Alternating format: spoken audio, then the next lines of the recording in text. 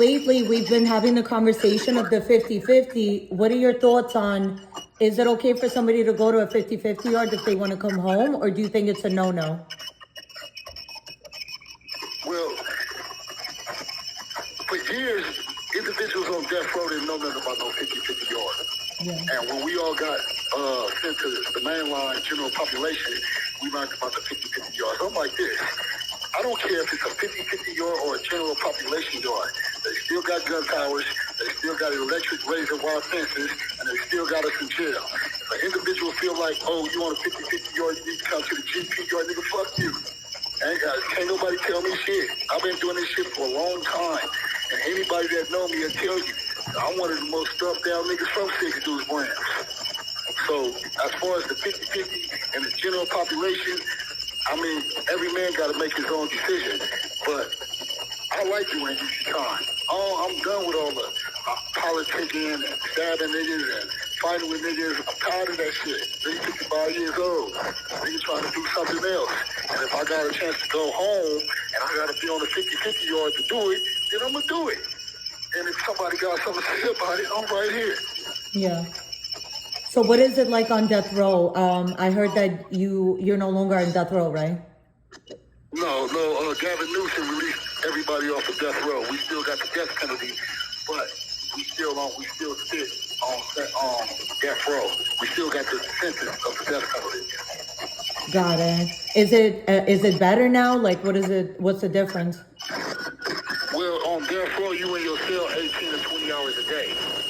And it's a very small, confined space. There's 5 tiers on each side, 57 individuals on each tier. It's 6 yards. You have Crip yard, Blood yard, PC yard. Then you have a yard with everybody else. And then you had a yard which was individuals that was kind of older in wheelchairs. But it's better because I have more freedom now. I don't got to walk around everywhere handcuffed or escorted by a police officer. So, it's better. It's more freedom. I get to walk around. I get to get a job. I get to go to school. So, it's cool. Nice. And have you seen the documentaries on you on YouTube? I just seen one called War in Cali. How accurate are those documentaries? They're pretty accurate. Some of the stuff they talk about, they don't know what they're talking about. But for the most part, it's probably 90% accurate. But the individuals that do these YouTube videos on me, I don't even know them. I've never met them. I've never spoken to them. I did an interview with a guy named Andrew about 8 or 9 years ago. He was supposed to pay me $7,000. He gave me $3,500 up front. And then after that, he just disappeared. But after he did that video, I guess it went viral, and then other YouTubers started copying it. I've seen it a few times, but, that don't impress me. Stuff like that don't impress me because I feel like the individuals that's making it, they making money off of my name. If they feel like they wanted to do an interview, all they had to do was contact me like you did. Yeah. What exactly about that is not accurate? Like, what's one thing that you said that didn't happen? Like she said, I grew up, I had, 2 sisters. I actually got 4 sisters. As far as the criminal activity, yeah, they were pretty accurate on that. Okay. Yeah, they need to start talking to people, because to do a story about somebody, you're going to miss a lot of things unless you speak directly to the source. Or to the people that he knows. Yeah. So how do you feel about the 60s today?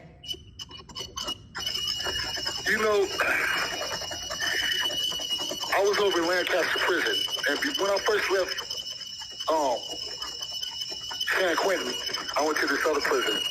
And, in San Quentin, everybody up there is charged with murder, convicted for murder, so we don't look at each other as no legend or no somebody better than the next person. But when I got on the main line, when I came out off of death row, I had all these people telling me I'm a legend, I'm an icon, and everybody know me. I don't feel like that. Like, the thing with me in the 60s was personal, and it started in the 80s, and it went all the way through the 90s. But today, it's like, you grow and you mature. Like, I wouldn't hang out with him on the streets or socialize with him in society, but I don't have no ill hatred for him like I used to. Yeah. Looking back on the whole situation, do you think you would have did it again, or do you think you would have not? Well, okay, the 60s murdered my brother in 1986, and to me, my brother was like my hero. So when they killed my brother, it was like they took a piece of me. And before all that happened, you know, I was trying to go to college, going to high school, trying to do the right thing. But when, you know, when they killed my brother, it just brought up a lot of hatred and anger. You got a kid that's growing up in LA, in the neighborhood, with a bunch of anger and hatred, he gonna smash. And I was the type of person, if I'm gonna do something, I'm gonna do it all the way. So I dropped out of school, I quit boxing, and, you know, I picked up pistols and assault rifles and did my shit. Yeah. Because that's your older brother. You were named after him. That was Sonny. Yeah. So I could see like how that would break you. What about in the documentary? They said that it wasn't your brother. That the reason you went after them is because your goddaughter was raped. Is it that also? Okay. So my brother got killed by him in '86. So that started the whole thing in the '80s. But in the '90s, I have a goddaughter. She was 13 years old. She was kidnapped, raped. And they told me, her family, that these individuals did it. So you got other individuals that say, oh, they didn't do it. It wasn't them. But what I feel about it, whether it was them or not, they still for 60s, they still the enemy, so they still have to go. That's how I felt then.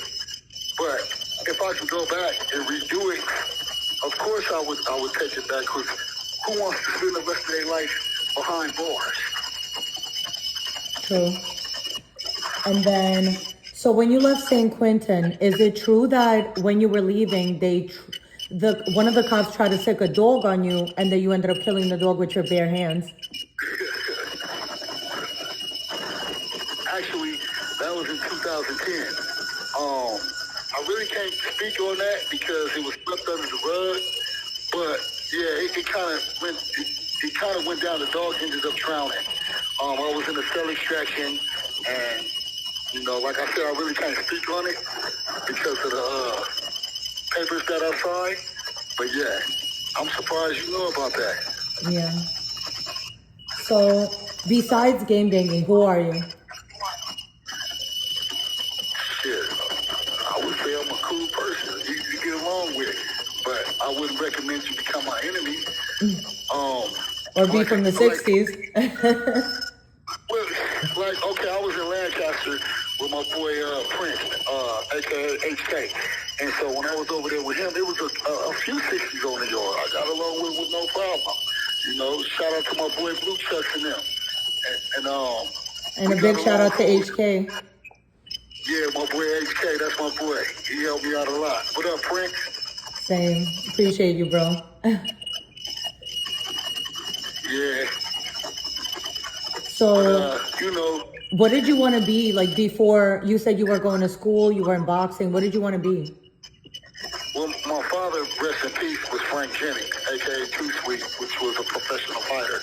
So he kind of raised me in the ring from 1976 to 1986. So, you know, it was going to be college and boxing until the incident when my brother happened.